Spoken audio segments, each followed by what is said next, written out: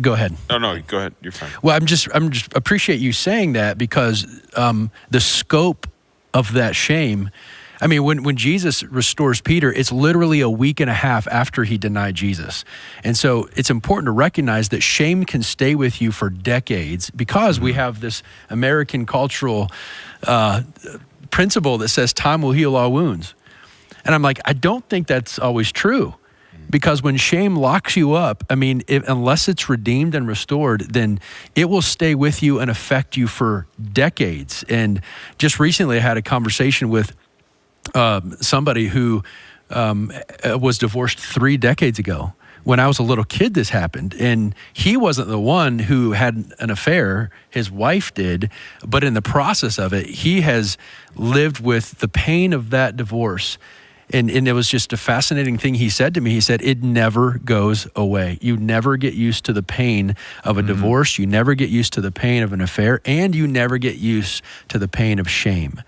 And hearing your story and hearing that other person's story, it just really broke my heart for the people who didn't screw up last week, but has screwed up 3 or 4 decades ago, and it has locked them up ever since. And I'm like, how can you live with shame that long? Well, and the shame, a term the world might use might be trauma. Sure. And so you have this huge weight on you. Yeah. And I think the tendency then, based on what your sermon said, is I just want to be with Jesus. I'm not gonna serve. I'm not gonna do anything for him. Really, I'm just gonna be with him. So I got a question about that. I want to ask this, because what if someone feels that they just want to be with him? And maybe they're still living in that shame, but they're just like, I'm just going to be with Jesus. I'm not going to do anything.